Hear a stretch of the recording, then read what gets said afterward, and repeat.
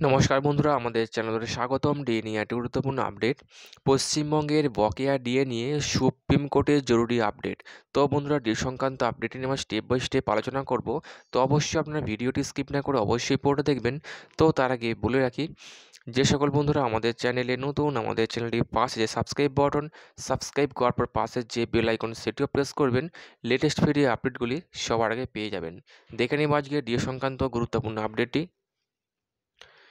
বকেয়া মহার্ঘ ভাতা নিয়ে এমনিতেই রাজ্য রাজনীতি তোড়পাড় হয়ে আছে, আর এর মধ্যেই রাজ্য সরকার চাপে পড়তে চলেছে এই মামলা নিয়ে। মহার্ঘ ভাতা মামলার বড় আপডেট সামনে এলো।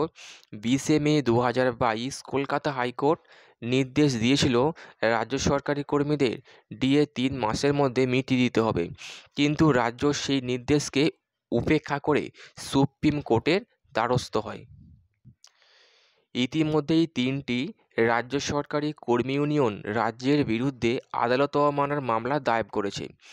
বর্তমানে রাজ্য সরকারি কর্মীরা 6% হারে ডিএ পাচ্ছেন, একই সময়ে 46% ডিএ পাচ্ছেন কেন্দ্রীয় সরকারি কর্মীরা।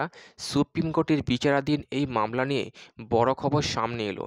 খবর পাওয়া যাচ্ছে, বিজেপি এবার বকেয়া মহার্ঘ ভাতা মামলার জন্য আইনি লড়াইতে নামতে চলেছে। মহার্ঘ ভাতার মামলা দিন দিন পিছিয়েই যাচ্ছে সুপ্রিম কোর্টে।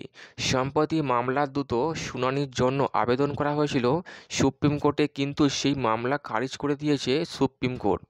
5ই ফেব্রুয়ারি এই মামলার শুনানি সুপ্রিম কোর্টে। এই সময় বিজেপি নেতা শুভেন্দু অধিকারী দাবি করেছেন, ওই দিন বিজেপির পক্ষ থেকে 2জন সিনিয়র আইনজীবী উপস্থিত থাকবেন। শুভেন্দু অধিকারী বলেন, ডিএ নিয়ে সংগ্রামী যৌথ মঞ্চ যে আন্দোলন ডেকেছিল সেখানে আমাকে ডাকা হয়েছিল, আমি যেতে পারিনি। তবে আমার তরফ থেকে রুদ্রনীল ঘোষ গিয়েছিল। তারা মাঠে ময়দানে লড়ছেন।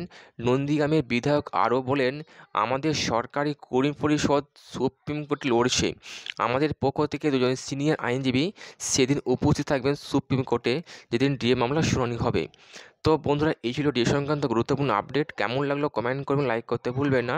ডিএ সংক্রান্ত পরবর্তী আপডেট পাওয়ার জন্য আমাদের চ্যানেলটি সাবস্ক্রাইব করে রাখবেন। থ্যাংক ইউ বন্ধুরা, ভিডিও দেখার জন্য।